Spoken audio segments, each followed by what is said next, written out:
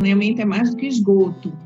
Envolve todo o ciclo da água, desde a coleta dela na natureza, passando pela nossa torneira como uma água potável, e abrange toda a infraestrutura e serviços relacionados a isso, para a devolução dessa água que chega na nossa torneira até a natureza de volta. Alguns municípios, eles conseguiram abrir um processo de licitação pública e selecionar uma empresa privada para prestar o serviço. Ele é melhor ou não?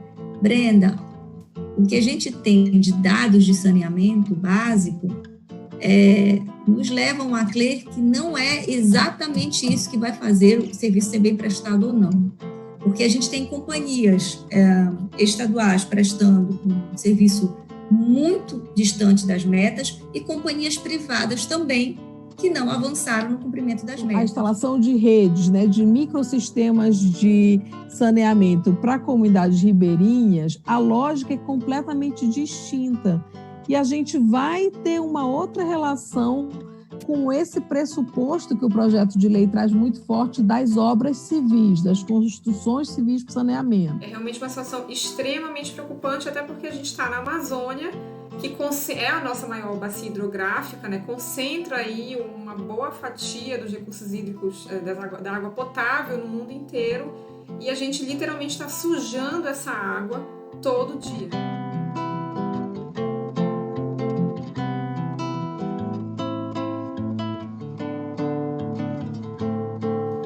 Olá, é um prazer ter você conosco em mais um ciclo de debate Amazônicas, em que a gente pretende incentivar a cidadania e educação ambiental para desmistificar e engajar sobre conservação na Amazônia. Eu sou Brenda Brito e hoje eu vou conduzir a nossa conversa com a Eliane Moreira, com a Lilian Aber e com a Luciana Fonseca. E hoje o nosso tema é saneamento básico, um tema essencial para as nossas vidas. E a gente vai dar um enfoque desse tema na Amazônia. Em junho desse ano foi aprovado o PL 4162 de 2019, que altera as regras sobre o saneamento básico no país. Então hoje, no nosso primeiro bloco, a gente vai comentar sobre aspectos gerais de saneamento básico na Amazônia e também sobre alguns aspectos desse PL que foi aprovado agora em junho. No segundo bloco, nós vamos falar dos impactos da falta de saneamento na nossa vida e na nossa saúde. E também vamos falar sobre como que nós, como indivíduos ou coletividade, podemos também ajudar na melhoria do saneamento básico. E no final do nosso programa, a gente vai para o quadro Açaí Sem Granola, em que a gente vai trazer destaques de situações que são exemplares ou boas iniciativas originais na Amazônia, em que a gente vai falar sobre isso também. E antes da gente prosseguir, eu queria lembrar você de se inscrever no nosso canal, de dar um like nesse vídeo, para que a gente também possa alcançar cada vez mais pessoas. Então vamos começar, Então, nesse primeiro bloco, eu queria começar com uma pergunta muito básica, que é para a gente nivelar, eu acho que o entendimento de todo mundo que está assistindo a gente. Então, Lilian, fala pra gente o que é saneamento básico. Quando a gente ouve falar disso, muita gente acha que é basicamente sinônimo de tratamento de esgoto. Mas é só isso mesmo ou tem outros temas que estão inclusos nesse pacote aí do saneamento básico no Brasil? Olá, Brenda. Olá, Luciana. Olá, Guiane. Tudo bem? Brenda, saneamento é mais do que esgoto. Envolve todo o ciclo da água, desde a coleta dela na natureza, passando pela nossa torneira como uma água potável, ou seja, uma água que tem condições de ser utilizada, que não vai transmitir doença, que traz saúde, pelo contrário, um veículo propagador de saúde, que ela é vital, e abrange toda a infraestrutura e serviços relacionados a isso, para a devolução dessa água que chega na nossa torneira até a natureza de volta. E aí também tem o esgoto, mas tem a drenagem urbana, tem as águas pluviais na cidade que precisam ser drenadas de forma adequada, faz um link com a questão dos resíduos sólidos, porque não posso jogar resíduos sólidos nos rios. Então, é um conjunto aí bem amplo de estruturas e serviços que envolvem essa água de qualidade na torneira de cada um. Excelente, Lilian. Acho que deu para Deu para ter uma ideia de que realmente o termo saneamento básico, ele envolve muitas dimensões, né? E, em geral, a gente também sempre escuta, né, que a gente tem uma baixa cobertura, né, desse saneamento básico no Brasil, mas eu queria também pedir para a Eliane falar um pouco para a gente como que é essa situação do saneamento básico na Amazônia, né? Como é que os levantamentos sobre esse tema têm colocado essa situação do saneamento aqui na nossa região. Eu costumo dizer que o Brasil, a gente tem uma baixa imunidade social, né? Nesse tempo de Covid, a gente tem falado muito da nossa imunidade física, né? Da saúde física e individual, mas a gente tem um outro elemento que é a imunidade social, ou seja, como esse aparato de proteção da sociedade está montado. Lamentavelmente, a nossa situação é muito preocupante. Dados aí coletados pelo Trata Brasil, que, na verdade, reporta dados oficiais, indicam que apenas 53% dos brasileiros e brasileiras têm acesso à coleta de esgoto. Isso quer dizer que quase metade da nossa população vive sem uma coleta adequada de esgoto. Quando a gente olha a região norte, que, enfim, a Amazônia, boa parte da Amazônia está na região norte, não apenas, mas uma boa parte está na região norte, 10,49% da população tem acesso a esgoto. Isso quer dizer, gente, que quase 90% da população da região norte não tem acesso a uma rede adequada de esgotos, ou minimamente a uma rede de esgotos. Se a gente falar em tratamento, então, é mais complexo ainda, porque só 46% do esgoto do país é tratado. Ou seja, uma coisa é o coletar. A gente já viu que tem uma parcela muito reduzida de coleta de esgoto no Brasil, em várias regiões. Agora, esse esgoto coletado, só 46% são tratados no Brasil. Isso é muito sério. E aí tem um dado terrível. Em 2017, o país lançou aproximadamente 5 mil piscinas olímpicas de esgoto no meio ambiente. Ou seja, a gente está bastante distante de uma situação realmente que nos permita ter um cenário mais adequado. Infelizmente, o estado do Pará ele concentra cidades que estão em situações muito delicadas nesse cenário, né?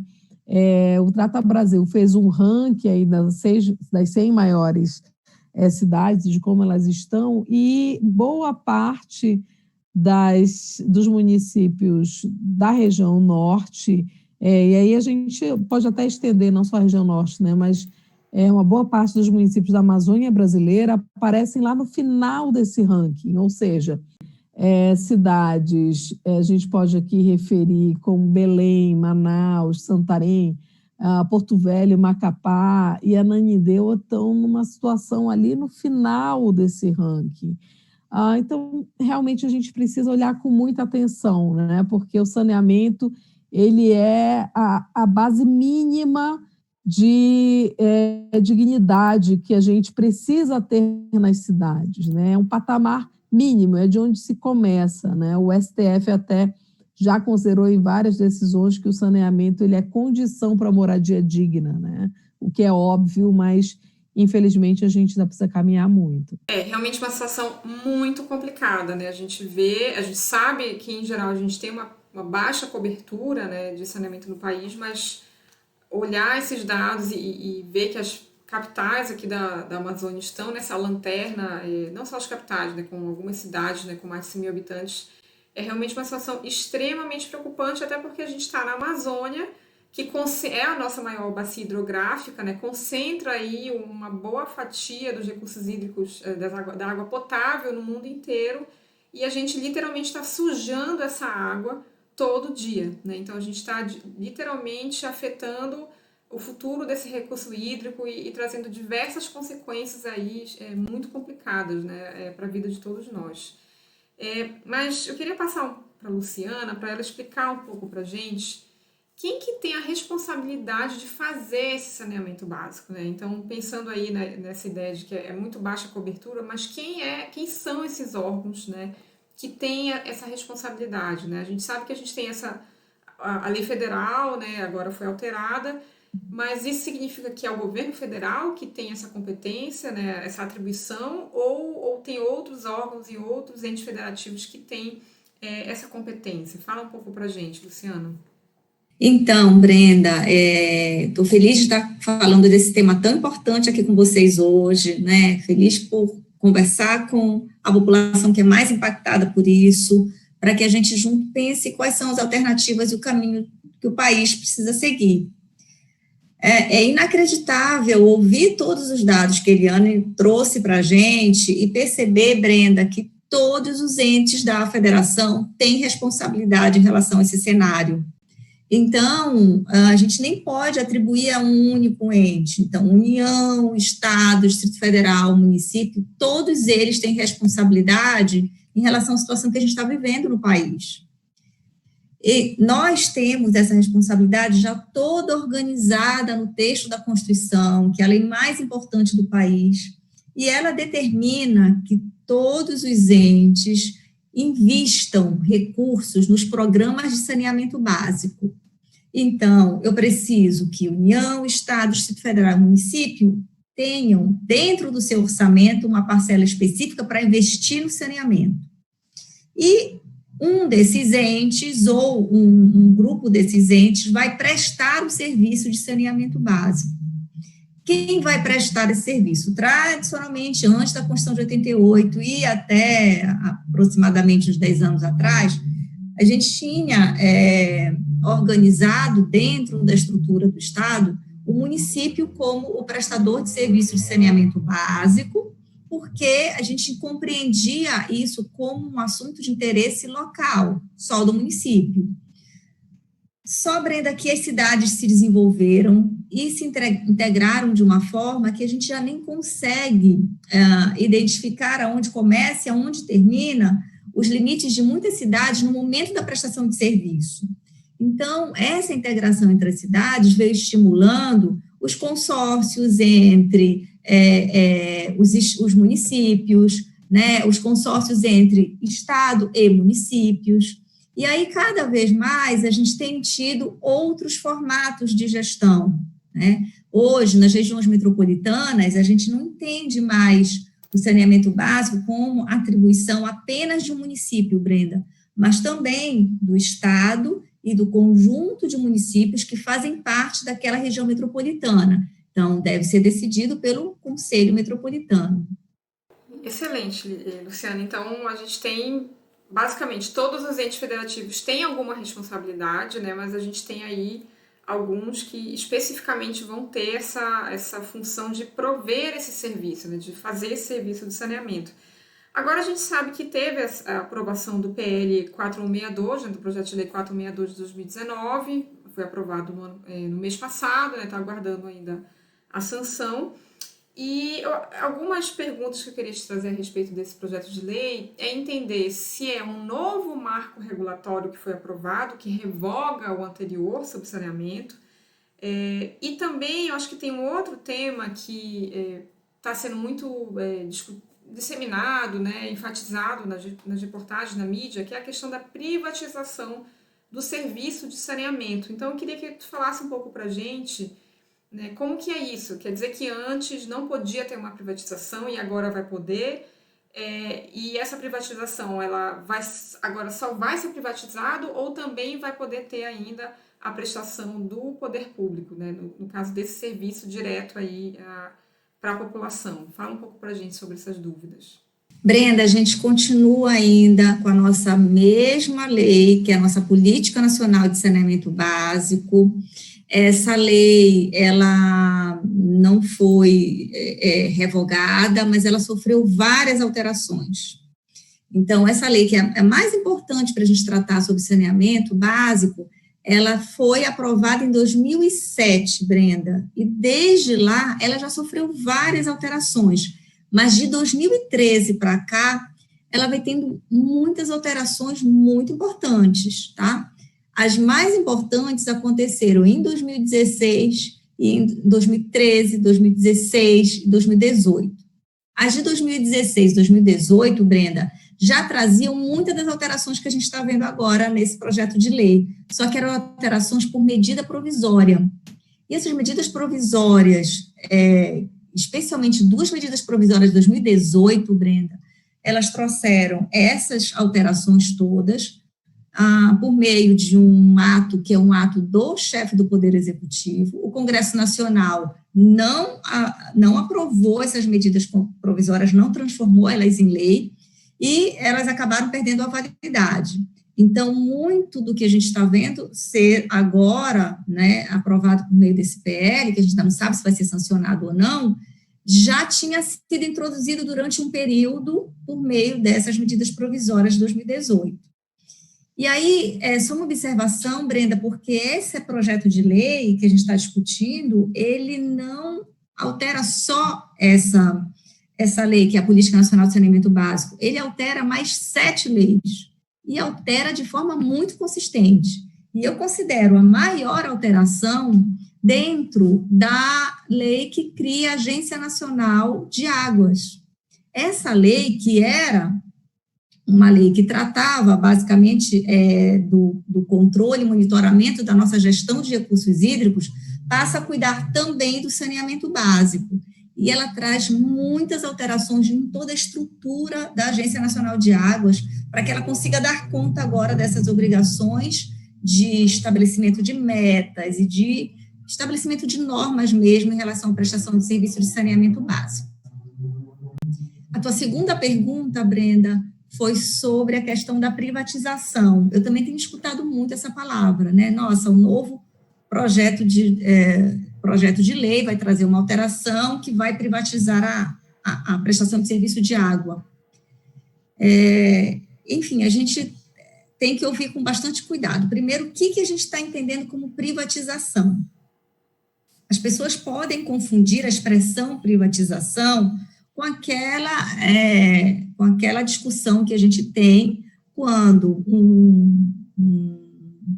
uma empresa pública ela passa a ser negociada e se transforma numa empresa privada. Isso aconteceu com algumas empresas como a Companhia Vale do Rio Doce, que hoje é a Vale, não é? Que passou por esse processo de privatização.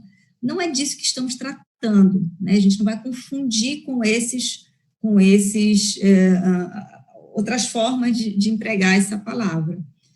Eu disse antes, Brenda, que a prestação de serviço é titularidade ou do município em consórcio com os estados na região metropolitana. Eles são titulares dessa obrigação de prestar o serviço. Mas muitas vezes, Brenda, eles não conseguem fazer isso sozinhos, né? Então, nós temos desde a década de 70 uma prática que é a criação das companhias estaduais. Fizemos isso no estado do Pará, o estado criou a COSAMPA, em São Paulo, o estado de São Paulo criou a Sabesp, e essas companhias estaduais prestavam um serviço público de saneamento para o município. Desde a década de 70, a gente tem problema com atingimento de metas, com qualidade da prestação de serviço, e começou a haver uma tensão muito grande, os municípios queriam poder abrir para outras empresas a possibilidade de prestar esses serviços. Então, não é essa lei, esse projeto de lei que vai permitir isso. Isso já era possível no nosso sistema. Então, hoje, no Brasil, a gente tem a prestação de serviço de saneamento básico feita por companhias estaduais, por companhias municipais, a gente tem por sociedade de economia mista, por empresas públicas e por empresas privadas, Brenda. Alguns municípios, eles conseguiram abrir um processo de licitação pública e selecionar uma empresa privada para prestar o serviço. Ele é melhor ou não? Brenda, o que a gente tem de dados de saneamento básico nos levam a crer que não é exatamente isso que vai fazer o serviço ser bem prestado ou não. Porque a gente tem companhias estaduais prestando um serviço muito distante das metas e companhias privadas também que não avançaram no cumprimento das metas. Então, me parece que temos um problema amplo de gestão mesmo, né? Precisamos ter metas claras, controle e controle social, Brenda, muito controle social na prestação de serviço. Muito bom, obrigada, Luciana, por fazer esse esclarecimento. E eu queria perguntar um pouco para a Eliane, a partir dessa tua fala, né, do que ela vê assim, de grandes desafios para a Amazônia especificamente, né, dessa questão da implementação dessas alterações aí do marco do saneamento básico. Né? A gente precisa ter essa dimensão das diversidades entre as regiões do país e dentro das regiões do país, né? Porque as diversidades elas não são só interregionais, elas são intrarregionais também, né? Então, como isso vai funcionar?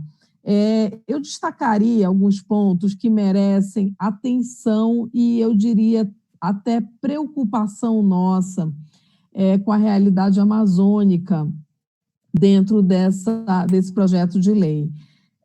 Apesar dele reforçar, né, um dos grandes princípios do saneamento, que é a universalização, como é que isso realmente vai ser implementado? Quando a gente fala em universalização, trocando em miúdos, que todo mundo tenha acesso ao serviço de saneamento básico. Trazendo um pouco aqui para nossa região, para a questão amazônica, né? E esse projeto, ele vai realmente pautar, ele vai calcar um modelo no modelo de Estado mínimo, ele vai se assentar no modelo em que a maior parte das ações são projetadas dentro de um processo de interação com o setor privado. Até aí eu não vou fazer aqui uma crítica sobre isso. O que eu quero é refletir os impactos disso em regiões de extrema desigualdade socioeconômica. Como você procede uma licitação em blocos, por exemplo, de áreas, por exemplo, na Amazônia, que tem uma baixíssima cobertura da rede de esgoto, né? Essa é uma questão. Uma coisa é você você licitar um bloco numa área, por exemplo, como São Paulo, numa região em São Paulo, onde você já tem a capacidade, a infraestrutura instalada. Outra coisa são áreas em que essa infraestrutura nem existe. Então, existe um passo muito maior a ser tratado. Nesse cenário, mais uma vez, vamos nos reportar como é que isso vai funcionar em locais de extrema desigualdade, por exemplo, na região amazônica, onde a gente tem uma questão séria. Eu não chamo de problema de logística, porque eu acho que rios e a nossa geografia ela não é um problema, né? Ela é a nossa condição, ela é a nossa condição regional, o nosso meio ambiente, mas ela é uma condição que pouco dialoga com a lógica do projeto de lei, que além de se basear nessa lógica muito predominante de empresas, de uma relação com empresas privadas, também se baseia muito no que se chama da agenda cinza, né, das construções para o saneamento, que é uma realidade válida em muitas regiões do Brasil, né? Mas, por exemplo, ela deixa de incorporar tecnologias sociais que já estão adaptadas à realidade amazônica, não é? Então, por exemplo, quando a gente pega projetos como a instalação de redes, né, de microsistemas de saneamento para comunidades ribeirinhas, a lógica é completamente distinta. E a gente vai ter uma outra relação com esse pressuposto que o projeto de lei traz muito forte das obras civis, das construções civis para saneamento.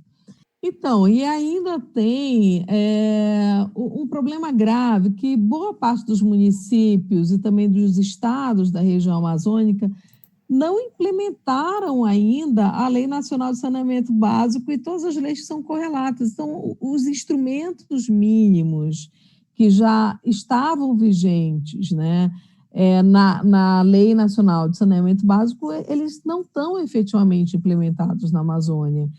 Um outro ponto que o projeto de lei traz e que merece ser visto com preocupação é uma extensão de prazos para que os municípios instalem, né, tenham a capacidade já instalada da disposição final ambientalmente adequada de rejeitos, que são os aterros sanitários, assim, a gente pode falar de uma forma mais simplificada, claro que é até mais complexo do que isso. E aí o projeto de lei vem escalonando e trazendo, jogando para frente vários prazos que, vamos lembrar, já foram esticados lá atrás, vêm sendo reiteradamente esticados. E aí ele traz, pelo menos aí até 2024, uma moratória para que os municípios com a população inferior a 50 mil habitantes tenham aterros sanitários. Muitos estão interpretando isso, e até saiu na imprensa, como uma moratória para os lixões. E aí a gente precisa deixar bem claro, lixão já é proibido. Inclusive, já é proibido e com consequências relevantes na legislação para aqueles, principalmente para os gestores, que persistirem na sua manutenção. Obrigada, Eliane. Eu acho que é muito importante a gente trazer essas diferentes dimensões, né, que a gente tem na Amazônia, né? Como você falou, não são só as diferenças entre as regiões, mas as diferenças dentro da região, né? Então é muito importante essa dimensão e entender que nem sempre aquela solução que está sendo pensada para um grande centro urbano, de fato vai ser adequada e vai ser adaptada, seja via privatização, seja via poder público, né? Quando a gente pensa aí em muitas... em zona rural, né? E principalmente essa situação que a gente tem, essa especificidade, né? Essa riqueza, essa diversificação aí de ambientes, né? E a necessidade da gente olhar para isso com mais cuidado na hora de desenhar, né? E de fazer essas adaptações na lei. E eu acho que para a gente fechar esse primeiro bloco, eu queria ainda fazer uma pergunta para a Lilian, de um ponto que tanto acho que a Luciana quanto a Eliane tocaram, que eu acho que é fundamental, independente se a gente vai ter uma prestação de serviço de saneamento, né, do setor privado ou do setor público. Eu acho que é muito importante a gente entender melhor quais são as instâncias aí de controle social, de participação. Esse é um tema, como muitos outros, né, mas esse é um tema em que a gente precisa realmente ter uma atenção maior da população. A população precisa cobrar, né, ela precisa acompanhar o que está acontecendo. Então, eu queria ouvir um pouco da Lilian, quais são essas instâncias que existem, né, para que a gente tenha mais informação e acompanhe como é que está sendo essa prestação de serviço, de saneamento, né? Brenda, eu preciso me fazer valer de uma estruturação de poder e de participação. No Brasil, toda essa estrutura da água, ela é pensada em termos de unidades hidrográficas.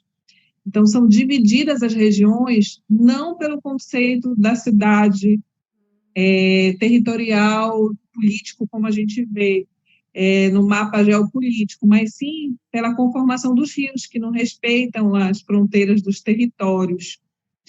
E isso torna tudo muito intrincado. E a nossa legislação vem buscando uma solução também para tudo isso. Então, existem os conselhos, tanto em nível nacional quanto estadual, e os conselhos onde as pessoas podem participar também.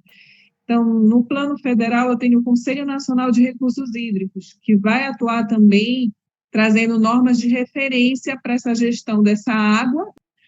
E no âmbito estadual, nós temos os Conselhos Estaduais de Recursos Hídricos, frisando que cada estado tem essa organização. Então, em cada estado, pode ser que o Conselho Estadual de Recursos Hídricos venha abranger essa questão do saneamento, ou não, vá ser abrangido por um outro conselho, mas vai haver um conselho num plano estadual que vai poder discutir isso. Tem as agências municipais, onde há discussão também sobre a regulação dessa matéria.